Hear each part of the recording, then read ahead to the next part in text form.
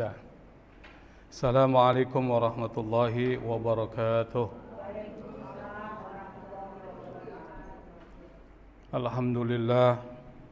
Alhamdulillahi rabbil alamin. Allahumma salli wa sallim ala sayyidina Muhammadin al-fatihi lima ughliq wal khatimi lima sabaq nasiril haqqi bil haqq wal hadi ila siratikal mustaqim wa ala alihi wa ashabihi haqqa qadrihi wa miqdarihi al-azim. Subhanaka la ilma lana illa ma 'allamtana innaka antal alimul hakim wa la hawla wa la quwwata illa billahil aliyyil azim. Rabbi israh li sadri wa yassir li amri wahlul 'uqdatam min lisani yafqahu qawli, amma ba'd. Ma'asyiral hadirin, bapak-bapak, ibu-ibu, jamaah majelis duha Masjid Nurul Hikmah yang dimuliakan oleh Allah Subhanahu wa ta'ala. Alhamdulillah, puji dan syukur senantiasa kita panjatkan kehadirat Allah Subhanahu wa ta'ala yang telah menggerakkan hati kita, meringankan langkah kaki kita, sehingga di tengah-tengah kesibukan kita masih bisa hadir di satu majelis yang sangat dicintai Allah dan Rasul-Nya, di tempat yang sangat diberkahi oleh Allah Subhanahu wa ta'ala, serta di kegiatan yang kita niatkan apa yang kita lakukan ini sebagai bagian investasi akhirat kita. Karena berlalu 1 tahun yang lalu sampai hari ini berarti umur kita berkurang. Jatah umur yang Allah siapkan buat kita berkurang. Sementara umur kita ini adalah umur-umur yang bisa dikatakan sebagai umur yang senja. Rata-rata yang hadir di majelis ilmu itu adalah di atas umur 40 tahun. Berarti kalau jam 4 itu sudah waktu asar. Ingat, dikit lagi maghrib. Habis maghrib jam 6 berarti umur 60. Ingat, dikit lagi isya. Nah, kalau sudah waktu asar, waktu maghrib, waktu isya, itu waktu terbenam dikit lagi. Kalau dikaitkan dengan umur manusia, waktu akan pulang kepada Allah Subhanahu wa ta'ala. Pulang harus ada bekal. Kalau ibu pulang kampung nggak ada bekal, susah di perjalanan. Maka sebelum kita pulang kepada Allah, maka perbanyak bekal. Apa? Rasulullah sudah ngajarin bekal-bekal yang perlu kita siapkan. Apa yang wajib-wajib laksanakan, ditambah yang sunnah. Sesuatu kebaikan dilakukan untuk menambah celengan kita. Misalnya apa? Majelis ilmu, duduk di majelis ilmu, niatkan juga iktikaf. Kalau kita nggak bisa redaksi Arabnya, niatkan dengan bahasa Indonesia. Saya niat iktikaf di dalam masjid ini karena Allah, selama saya ada di masjid. Kalau nggak bisa bahasa Arab. Tapi kalau pakai bahasa Arab, nawaitul iktikaf fi hadzal masjidi ma dumtu fihi. Atau kita niat bareng-bareng, Bu ya? Ayo, nawaitu al-i'tikafa fi hadzal masjidi ma dumtu fihi. Ya, artinya saya niat i'tikaf di masjid ini selama saya ada di dalam masjid. Kalau 1 jam kita ada di masjid, berarti kita dapat pahala i'tikaf 1 jam. Jadi setiap masuk masjid jangan lupa salat tahiyat masjid plus diniatkan i'tikaf. Kenapa? Isi hari-hari kita dengan kebaikan. Apalagi setelah bulan puasa ini harus tingkatin terus nih. Ini kan ibu rata-rata umurnya di 60 tahun ke atas, Bu ya? Oh, kalau yang ketawa lebih dari 60 tuh 70, ibu ya? 70. Bapak-bapak juga sama, 40 tahun ke atas, 50 tahun ke atas. Nah, pada hari ini sebagaimana tema kajian kita lebih kepada khasais Al-Quran wa suwar Al-Quran, keutamaan dan surat-surat di dalam Al-Quran, maka kita akan coba bahas beberapa kali pertemuan tentang surat Al-Kahfi. Yang pertama kita bahas itu adalah khosais.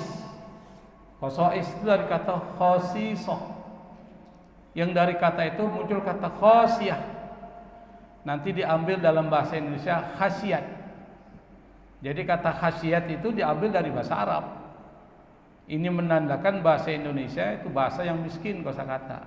Rata-rata minjem. Ibu kalau sering minjem miskin nggak bu? Sering minjem? Miskin. Kalau enggak miskin nggak mungkin minjem tuh.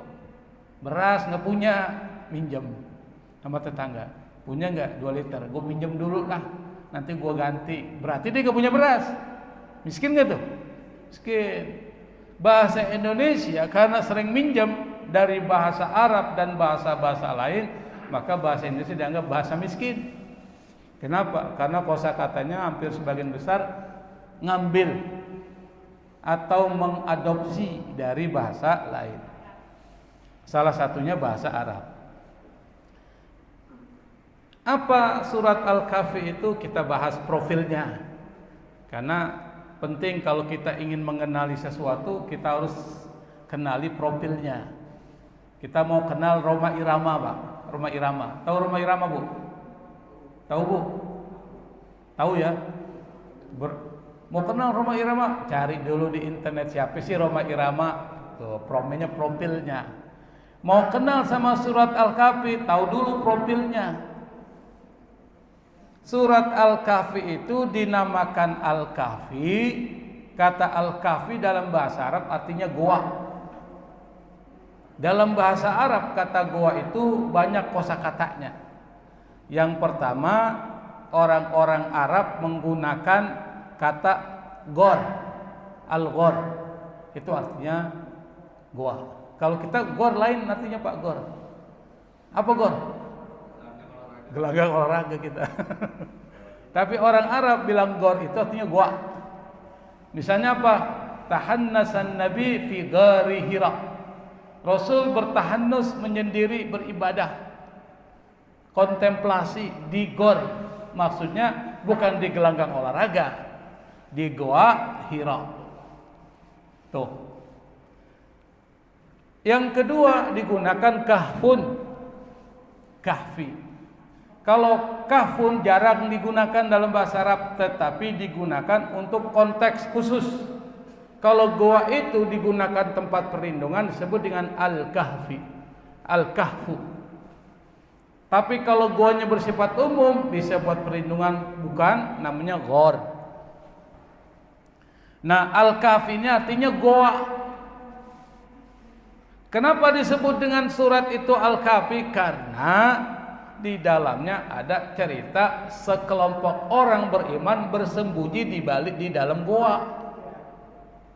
Orang-orang beriman yang bersembunyi di dalam goa itu orang-orang disebut dengan ashab, para penghuni. Ditambahkan kalimat kahfi jadi ashabul kahfi, para penghuni goa, yaitu orang-orang beriman. Yang cerita Ashabul Kahfi itu dalam surat tersebut ada dalam ayat 9 sampai 26. Orang-orang yang bergelut dalam ilmu Al-Quran mengatakan penamaan surat di dalam Al-Quran itu sering dilakukan. Yang pertama karena tema utamanya itu satu. Yang kedua ada kisah paling menonjol di situ.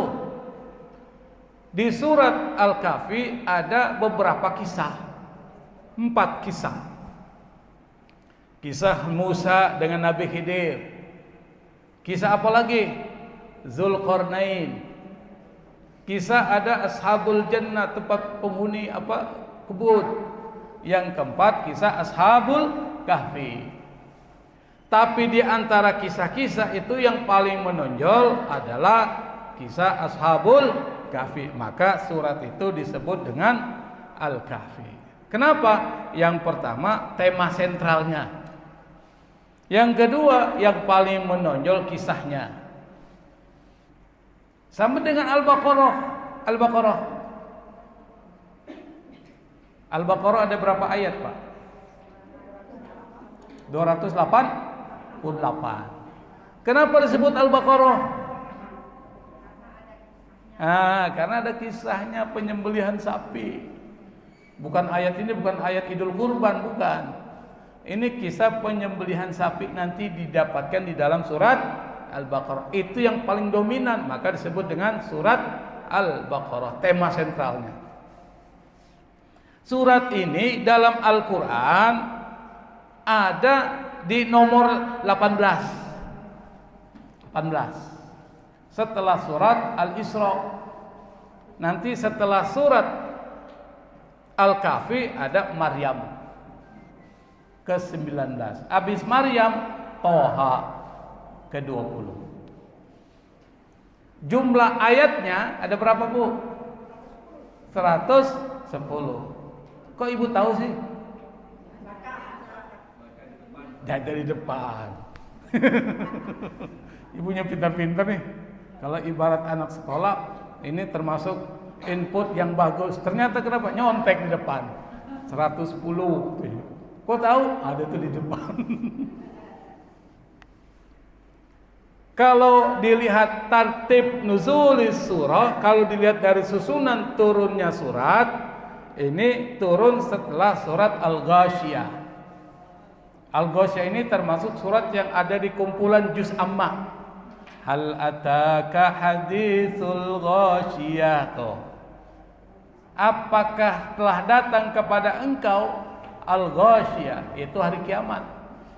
Ghasyiyah itu artinya menutupi, menyelimuti. Itu ghasyiyah. Letaknya itu di juz ke-15, jadi tengah-tengah. Maka di dalam Al-Quran Indonesia itu sering ada kalimat wal yatalattaf di tengah-tengah, dikasih warna merah. Kenapa? Karena itu adalah pertengahan dari Quran, juz 15. Wal yatalattaf. Ada nggak, Bu, kalimat wal yatalattaf dikasih merah tuh kalau Quran orang Indonesia ya? Tapi kalau Quran orang-orang Saudi yang kita sering baca juga nggak ada. Tapi kalau Quran orang Indonesia ditandai ini kosakata yang ada di pertengahan Al-Quran, dari Al-Fatihah sampai An-Nas, itu tengah-tengah tuh 7-19. Nah di situ ada kalimat wal yatalattaf. Bisa dipahami, Bu, ya? Ini profil penting. Kenapa? Kalau ingin mengenali sesuatu, kenali profilnya, baru tahu. Sama dengan orang mau wawancara dengan tokoh. Biasanya itu di televisi, kalau ingin mewawancari tokoh, dia pelajari dulu tuh tentang orang itu. Kenapa? Supaya ngomongnya nyambung, dia tahu dia siapa. Sama ketika kita ingin berinteraksi dengan surat Al-Kahfi, kenali dulu surat Al-Kahfi, profilnya, supaya kita tahu siapa sih Kahfi itu. Oh, begitu maksudnya. Kenapa ayat ini turun? Dalam bahasa ilmu Al-Quran disebut dengan asbabun nuzul, sebab turun. Asbab itu artinya sebab turun. Berarti ayat Quran ini ada sebab turunnya, ada. Tapi enggak semua surat atau ayat dalam Al-Quran ada sebab turun. Ada yang ada sebab turunnya, ada yang tidak ada. Kalau kita cari sebab turunnya ayat ini adalah dalam kitab-kitab tafsir klasik, itu ada sekelompok orang Quraisy. Orang Quraisy ini bertanya kepada pendeta Yahudi. Apa pertanyaannya? Gimana caranya menguji keimanan Muhammad itu? Kata orang-orang Yahudi nih, pendeta Yahudi bilang sama orang-orang Quraisy, kalau ente ingin nguji keimanan Muhammad benar atau tidak, ente tanyain 3 nih kisah. Yang kisah ini nggak ada saat itu, tapi kisah ini ada di dalam cerita mereka. Kata pendeta Yahudi bilang kepada orang-orang Quraisy, ente tanya 3 hal. Apa? Kisah Ashabul Kahfi. Yang kedua kisah apa? Zulqarnain. Nanti kita akan bahas juga Bu nanti.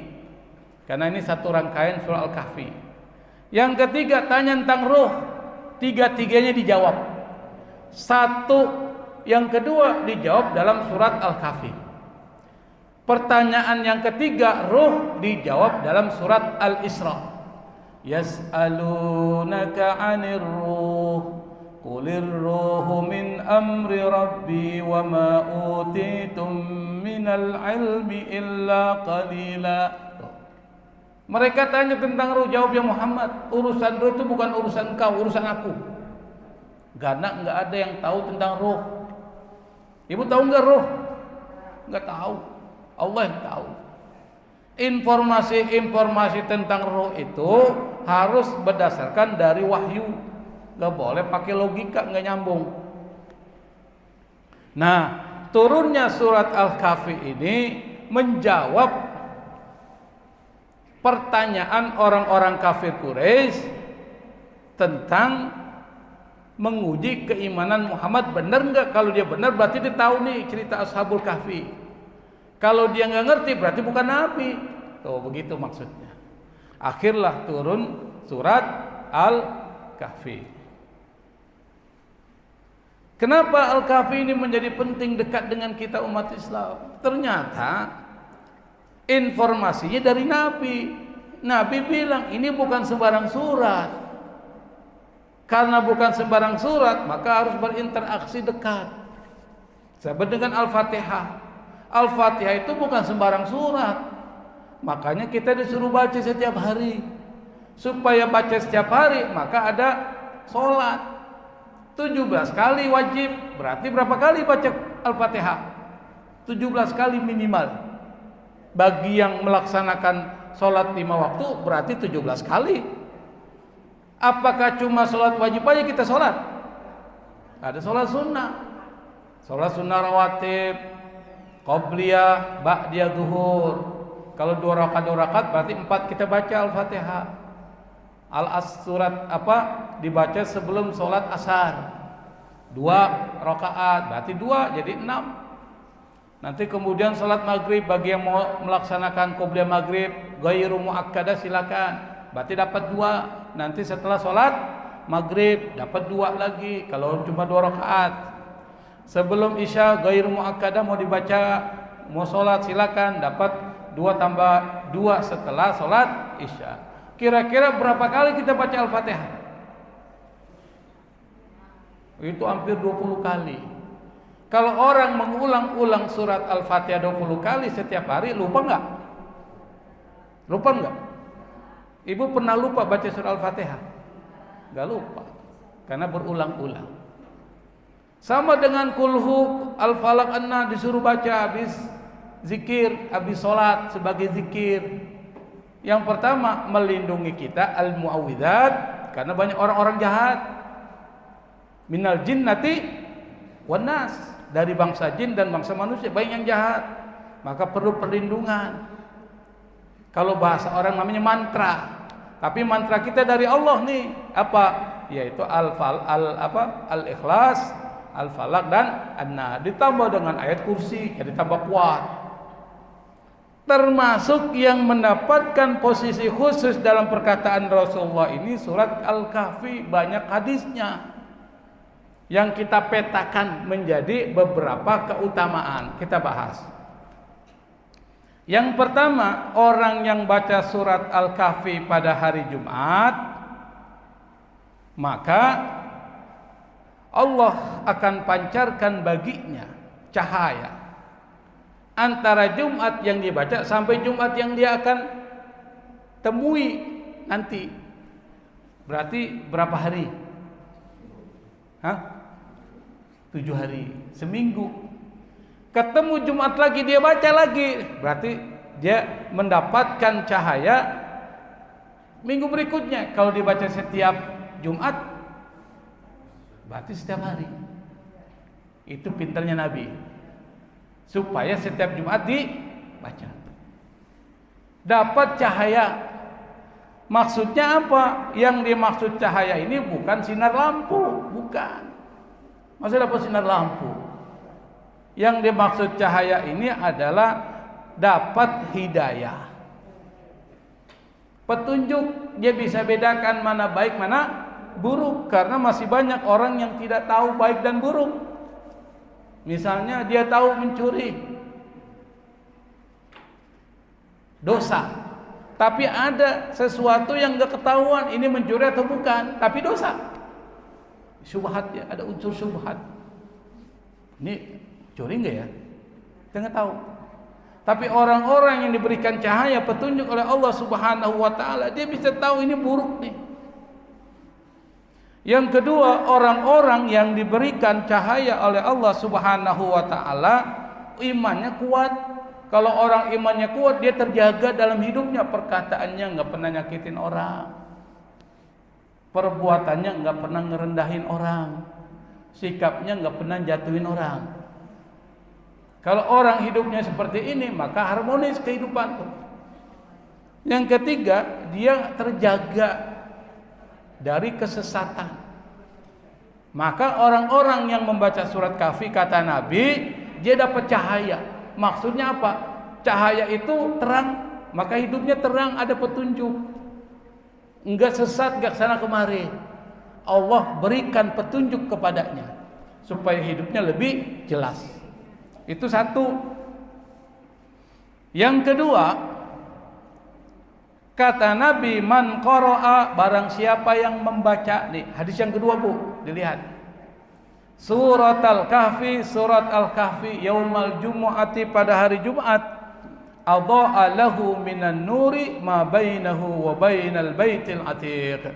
Maka terpancar bagi dia cahaya, ma bainahu wa bainal baitil atiq, antara dia dan Ka'bah.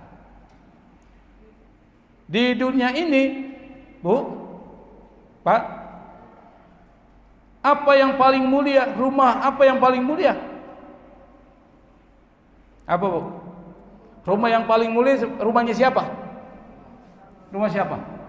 Rumah Allah. Kalau ibu berada di rumah Allah, bahagia enggak? Kalau dipanggil oleh Allah untuk hadir di rumahnya, berarti dimuliakan Allah enggak? Dimuliakan Allah. Jadi orang yang berada di Baitul Atiq, Ka'bah, itu orang yang bahagia, orang yang dimuliakan Allah. Maka meninggal di tanah haram itu mendapatkan kemuliaan dari Allah.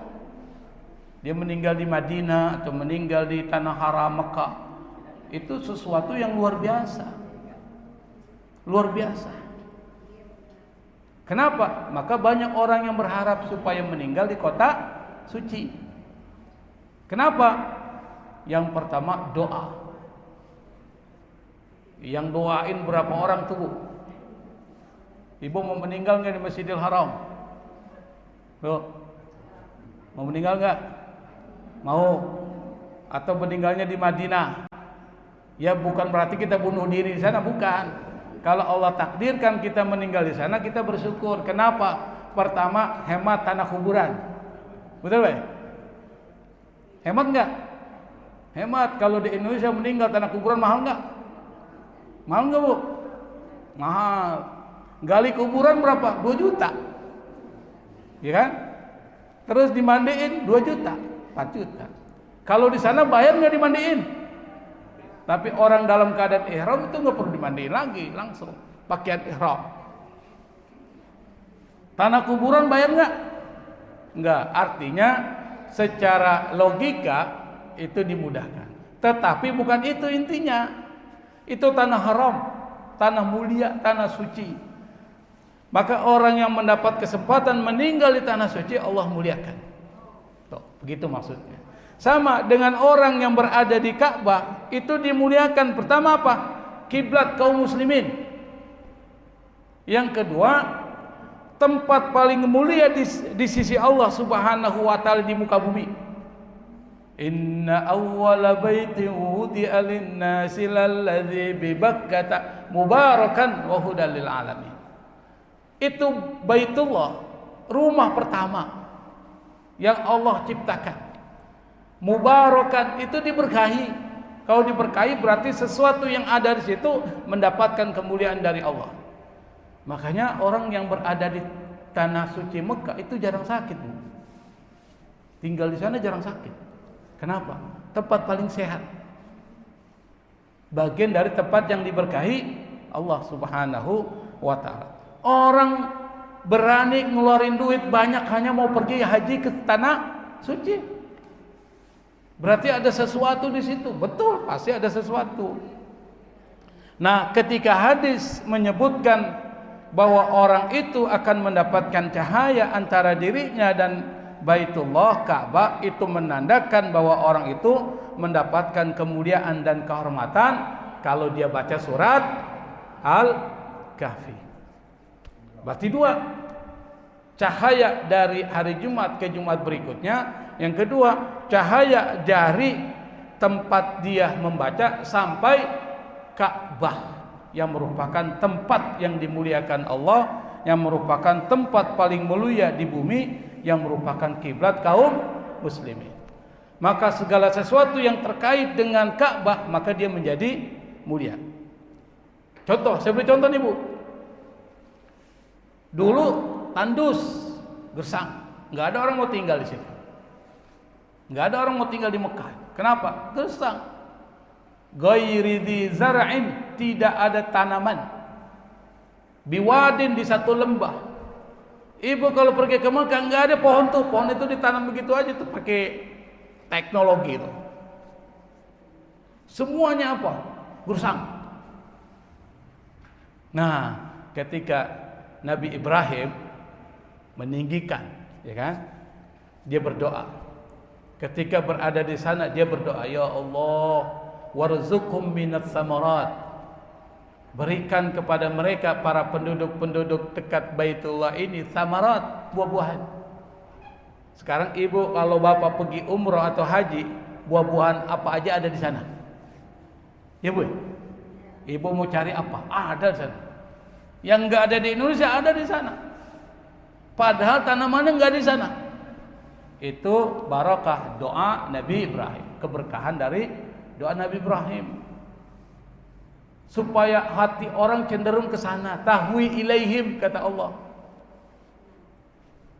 Kata Nabi Ibrahim doanya sama Allah supaya hati orang cenderung ke mereka ini, maksudnya ke tempat Baitullah dan orang sekitarnya. Sekarang ibu, saya tanya, ibu mau umroh nggak?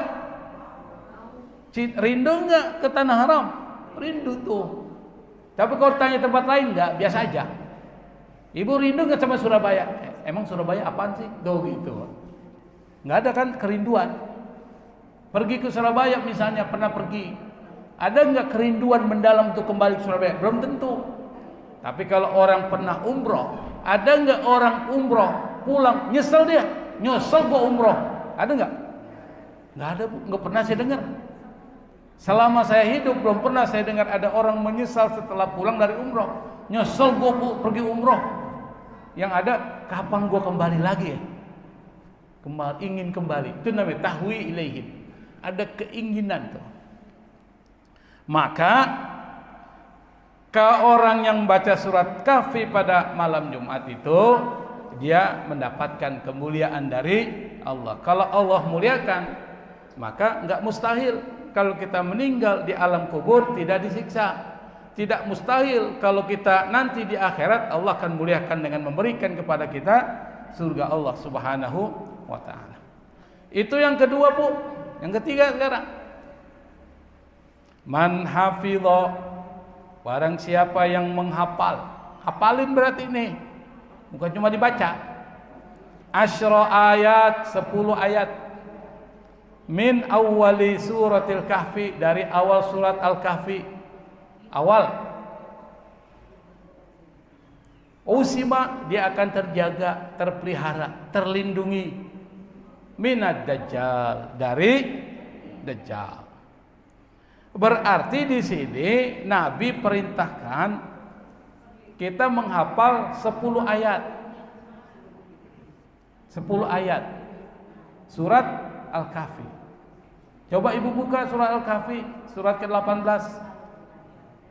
Coba baca ayatnya tuh. awal. Ibu mau baca? Mana speakernya? Mikrofon. Supaya kita lihat apa sih ayat surat Kahfi itu. Silakan, siapa yang mau baca? Ibu-ibu ya.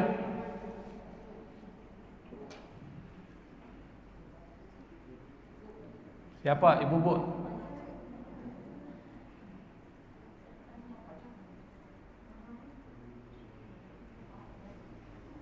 Ya Bu, silakan dibaca ayat pertamanya apa? Iya. Ya, kalau yang 10-nya? Yang awal, ayat ke-10. Oh, Ibu hafal nih.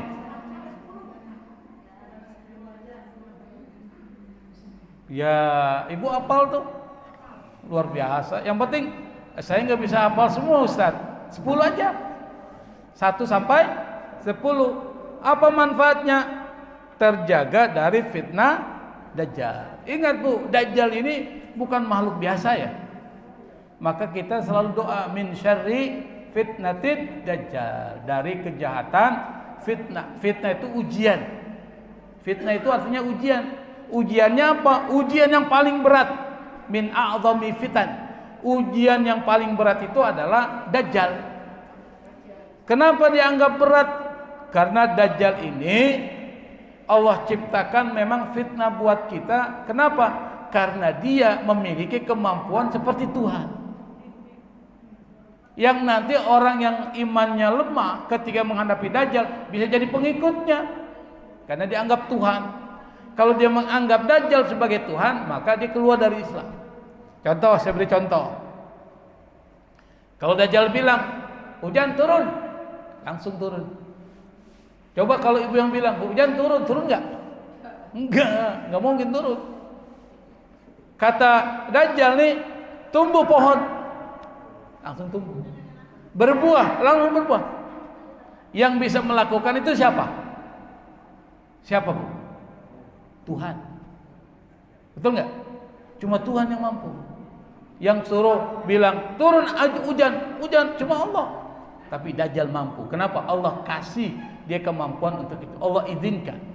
Nah, disitulah disebut dengan fitnah. Kalau kita berhadapan dengan Dajjal, repot Bu. Repotnya di mana? Kalau iman kita nggak kuat, kita akan ngikut dia. Jangankan itu, di Indonesia Bu, di Indonesia orang ngaku jadi nabi aja banyak pengikutnya. Iya Bu. Misalnya tukang ngerangkai bunga. Siapa namanya Bu? Lia Aminuddin ngaku jadi Jibril. Pengikutnya banyak. Itu baru Lia Aminuddin. Yang cuma merangkai bunga lalu mengaku sebagai Jibril. Anaknya Al-Masih. Bayangkan tuh. Percaya orang, pengikutnya banyak. Satu, dulu di Bogor ada namanya Musaddiq, main bulu tangkis jadi nabi. Kalau selawatannya nggak enak. Kalau Nabi Muhammad kan Allahumma sholli ala Sayyidina Muhammad, ya kan? Nah kalau Musaddiq nggak enak. Allahumma sholli ala Sayyidina Musaddiq, enak nggak? Nggak enak. Ada siapa lagi tuh jadi ngaku jadi nabi tuh? Macam-macam. Ada pengikutnya. Apalagi kalau Dajjal turun, yang dia melangkah itu secepat kilat. Cuma 2 tanah yang tidak akan dimasuki oleh Dajjal. 2 tempat. Apa? Masjidil Haram dan Masjid Nabawi. Anak sekolah ditanya, apa tempat yang tidak dimasuki Dajjal? Anak sekolah ditanya, pakai jilbab perempuan. Langsung dia angkat tangan. Apa yang dijawab? Dapur MBG. Ternyata yang bisa tidak dimasuki Dajjal cuma dapur MBG. Ketawa saya. Artinya apa? Itu yang dipikirannya. Oke ya, bisa dipahami Bu ya? Secara umum, nih kata Nabi, meskipun ini bukan tentang surat Kahfi, tapi kalau orang baca Quran ada ketenangan. Surat Kahfi termasuk Quran. Kalau kita ingin mendapatkan ketenangan dari Allah Subhanahu wa taala, maka banyak membaca surat Kahfi. Banyak membaca Quran, tetapi setiap malam Jumat, malam Jumat nih sampai asar Jumat surat Kahfi. Nih malam Jumat berarti hari Kamis malam. Jumat. Habis maghrib itu udah malam Jumat tuh, baca surat Kahfi. Antara maghrib dan isya itu yang enak. Kalau habis isya udah terpengaruh oleh sinetron. Nah kalau antara maghrib dan isya biasanya masih enak nih, masih enak kan? Baca itu surat Kahfi. Paling 20 menit paling lama ya. Nah habis itu udah enak tuh, udah santai. Jadi dibaca surat Al-Kahfi. Tenang. Orang kalau baca Quran itu tenang. Oke. Pernah di dalam sejarah surat Kahfi ini, dan sejarah ini diriwayatkan dari seorang sahabat Nabi namanya Bara bin Azib. Bara bin Azib cerita, ada seorang baca surat Kahfi. Ada orang lagi baca nih, di sampingnya itu ada kuda diikat dengan kuat dengan 2 tali. Kuda diikat dengan kuat dengan 2 tali. Orang ini baca surat Kahfi, tiba-tiba mendung. Mendungnya itu nakutin, sehingga membuat kuda yang diikat dengan 2 tali yang kuat itu langsung kabur tuh. Ini lelaki itu bingung. Lalu datang kepada Rasulullah, dia cerita. Ini ibu yang mau cerita atau saya yang cerita? Ibu mau cerita atau saya yang cerita, Bu? Hah? Ibu mau cerita atau saya yang cerita? Ustaz aja yang cerita. Kata ibu, kalau saya yang cerita saya nggak dibayar, Ustaz. Saya yang cerita ya. Kalau saya yang cerita, ibu harus dengerin cerita saya. Betul, Bu? Tuh. Orang yang baca surat Kahfi ini akhirnya besok dia ke Rasulullah, diceritain, ya Rasul, ceritanya begini. Apa kata Rasul? Mendung itu rahmat yang turun dari Allah karena bacaan surat Al-Kahfi. Kalau kita tarik ini, cerita ini bukan cuma mendung, tetapi juga sesuatu yang lain yang bisa memberikan perlindungan kepada kita. Misalnya saya beri contoh. Kalau kita misalnya rutin baca surat Kahfi, sebagaimana rutin baca surat-surat lain yang diajarkan Rasulullah. Ini Rasulullah yang ngajarin, bukan saya. Kalau saya buat apa yang dibaca? Karena Rasulullah yang ngajarin, berarti dari Allah. Karena dari Allah, Allah yang tahu apa yang terjadi, dan Allah yang menjaga kita. Kata Allah, ente mau jaga enggak? Dijaga enggak? Ini caranya, Allah yang bilangin. Maka kalau ingin dapat perlindungan dari Allah Subhanahu wa taala seperti kisah ini, maka salah satunya setiap malam Jumat atau hari Jumat baca surat Kahfi, jangan sampai males. Rutin. Ibarat orang ngerokok itu, kalau enggak ngerokok asam.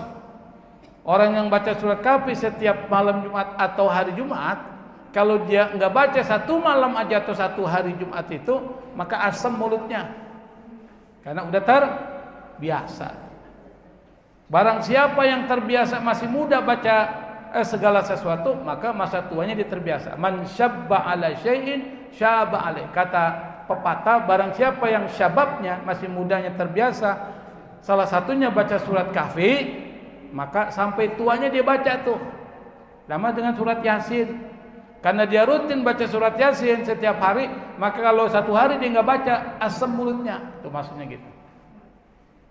Oke, kita singkat aja, Bu, ya.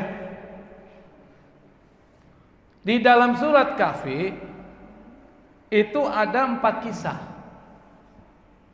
Nanti kisah-kisah ini kita bahas, Bu, tapi pertemuan-pertemuan berikutnya. Apa sih pesan moralnya? Kisah pertama, Ashabul Kahfi, yang menjadi nama surat ini. Kita akan bahas singkat aja. Yang kedua, kisah pemilik kebun, 2 kebun, Ashabul Jannatain. dari ayat 32 sampai 44. Dipoto nih Bu, tak. Nanti kita bahas. Yang ketiga, ayat 60 sampai 82, sekitar 22 ayat. Kisah Nabi Musa dan Nabi Khidir. Ini kita cerita. Mungkin 3 bulan berikutnya, mungkin bulan Agustus. Ini bulan apa sekarang? April. Mei tentang Nabi Musa. Oke, bulan Mei. Nanti Dzulqarnain bulan Juni. Pemilik 2 kebun, mungkin kita gabung dengan cerita Dzulqarnain supaya sekalian. Tapi Nabi Musa dan Nabi Khidir satu cerita kita bahas. Kisah Nabi Dzulqarnain ayat 83 sampai 98. Yang Dzulqarnain sendiri itu terjadi ikhtilaf. Siapa Dzulqarnain? Dalam kitab tafsir itu banyak versinya. Ada yang mengatakan dari Cina. Dari Cina.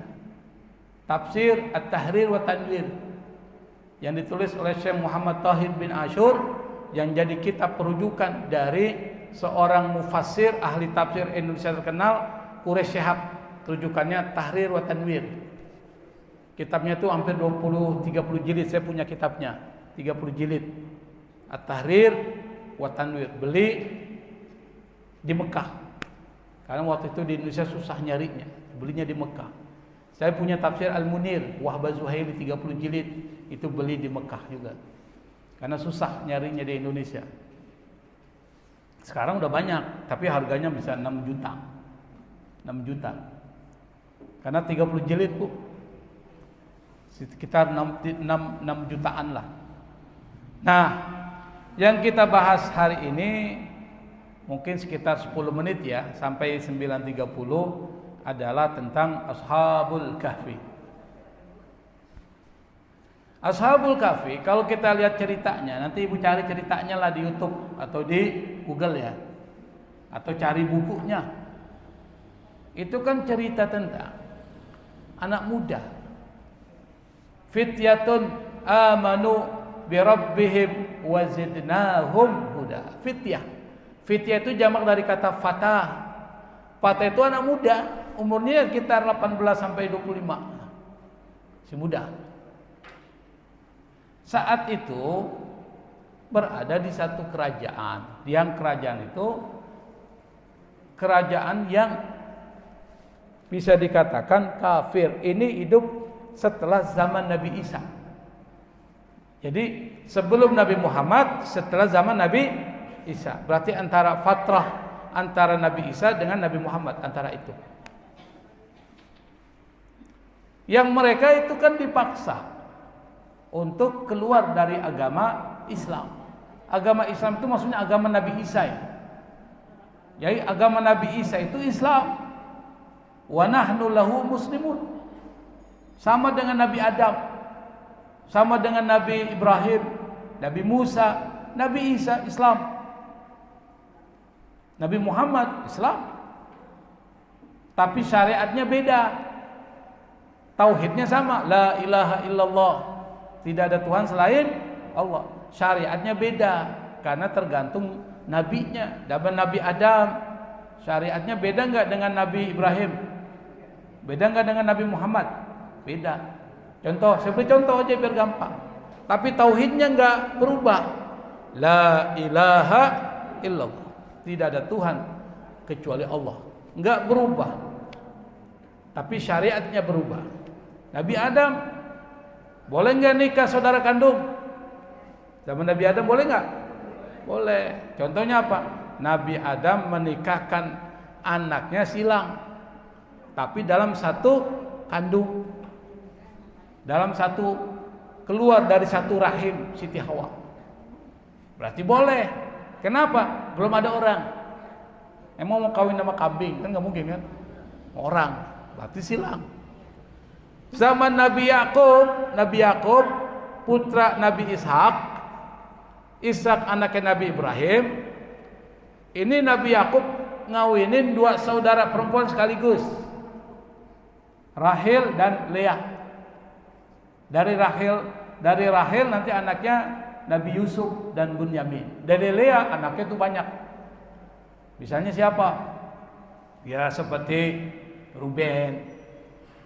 Kemudian ada Yahuda yang nanti jadi suku Yahudi dan macam-macam. Ada semuanya itu ada 12 yang kemudian menjadi kabilah suku. Zaman Nabi Yakub boleh berarti menikahi 2 perempuan sekaligus kakak adik. Zaman Nabi Muhammad boleh enggak? Enggak boleh. Wa antajma'u bainal ukhtaini illa ma qad salaf. Dilarang kalian menggabungkan 2 perempuan sekaligus kakak adik kandung kecuali yang sudah lalu, enggak apa-apa. Berarti diharamkan. Tapi ada kondisi dibolehkan kalau perempuan itu sudah meninggal. Perempuan A meninggal nih, punya adik B kandung, boleh enggak dia turun ranjang? Boleh. Itu namanya turun ranjang. Bukan ranjang yang turun, dia turun dari ranjang. Kalau ranjang yang turun kabur itu, berarti ranjang turun sendiri, kan repot. Nah, di dalam surat Al-Kahfi sebenarnya pesan moralnya satu. Kalau orang imannya kuat, maka dia nggak akan bisa digoda oleh apapun. Kenapa? Karena iman menggerakkan perbuatan. Iman itu menghasilkan sikap yang baik. Kalau imannya bagus. Kalau imannya bermasalah, hasilnya masalah. Maka pada saat ketika kita diperintahkan puasa oleh Allah, yang jadi target komunikasinya itu adalah orang beriman. Ya ayyuhalladzina amanu kutiba alaikumusiyam. Iman yang mana? Kalau imannya pas-pasan, puasanya pas-pasan, takwanya enggak didapat. Kalau imannya kuat, puasanya maksimal, maka la'allakum tattaqun, jadi orang bertakwa. Bagus. Itu begitu.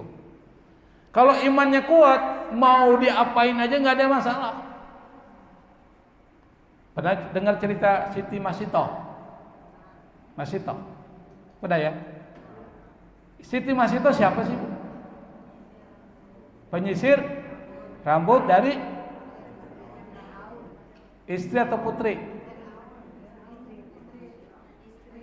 Istri Fir'aun, Masito. Nanti ada Asia. Kalau Asia siapa? Istrinya Fir'aun. Itu orang kuat nih, imannya kuat. Siti Masito saking kuat imannya, meskipun digoreng, that's okay itu, nggak ada masalah. Coba ibu, Islam atau digoreng, pilih mana? Keluar dari Islam, selamat, atau dengan Islam tapi digoreng, pilih mana? Masih ragu kan? Masih ragu. Kenapa masih ragu? Karena iman kita masih labil. Tapi kalau yang kuat, lebih bagus saya pertahankan Islam meskipun digoreng. Tapi yang enak Islam tanpa digoreng. Itu yang lebih enak kan? Tapi pilihannya cuma 2. Keluar dari Islam atau Islam tapi digoreng. Siti Masita mengatakan Islam tapi digoreng enggak apa-apa. Dibakar. Siti Masita. Siti Aisyah, istri Fir'aun, disuruh keluar dari Islam. Maksudnya tauhid. Apa dibilang? Allah. Akhirnya dia disiksa. Itu ditaruh, diletakkan tangannya itu diikat begini, Bu. Pakai apa? Ada kayu itu, diikat. Matahari di atas. Matahari di atas.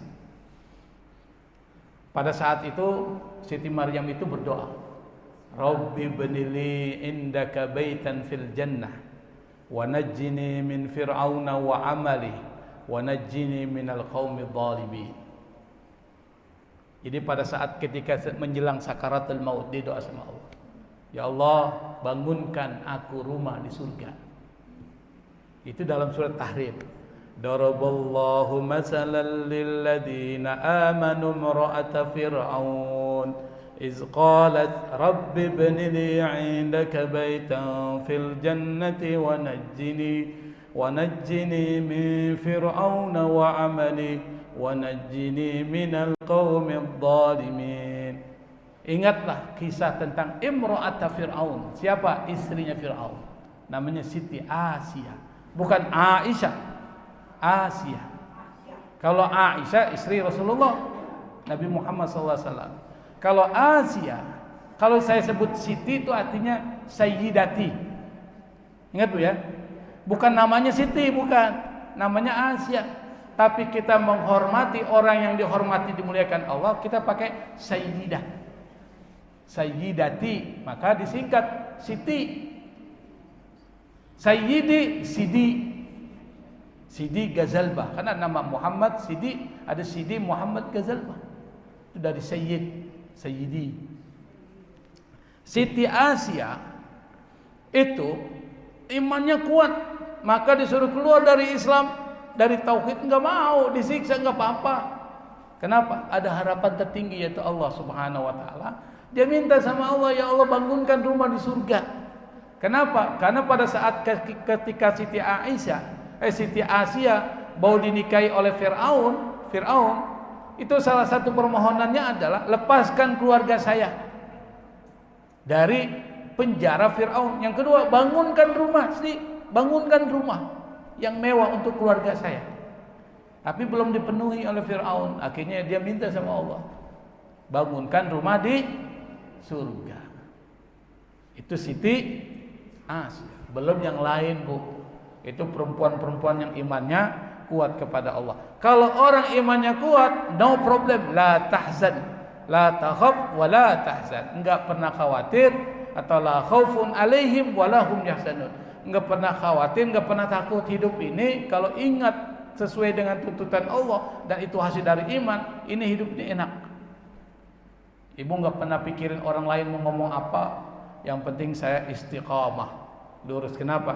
Saya cuma ingat dan tunduk dengan apa yang dikatakan Allah Subhanahu wa ta'ala. Itu iman. Iman kita masih KTP. Agamanya apa? Islam. Nah, pas tanya Islam, ada proyek. Ente datang nanti pas adzan maghrib, ya Allahu Akbar, datang 100 juta. Ingat pas adzan maghrib. Bunyi adzan maghrib dengan duit 100 juta. Mana yang dipilih? Ini dulu. 100 juta maghrib tinggal. Artinya apa? Imannya cuma di KTP. Tuh. Ustaz, 100 juta ini kapan kita dapat? Kalau sholat besok juga masih ada. Tuh. Masih ada bilang, ini bukan soal besok. Ini soal sami'na wa ata'na. Soal ketaatan.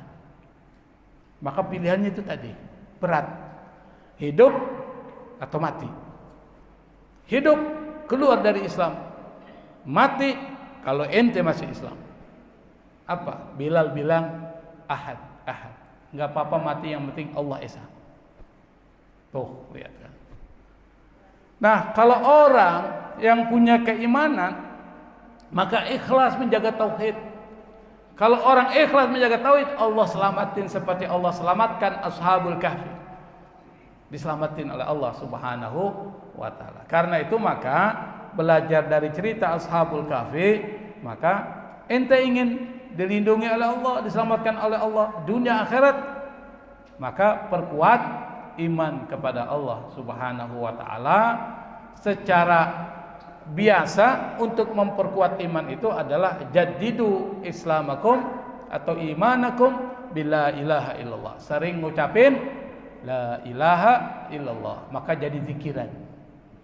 Itu iman dengan memperkuat dengan lisan.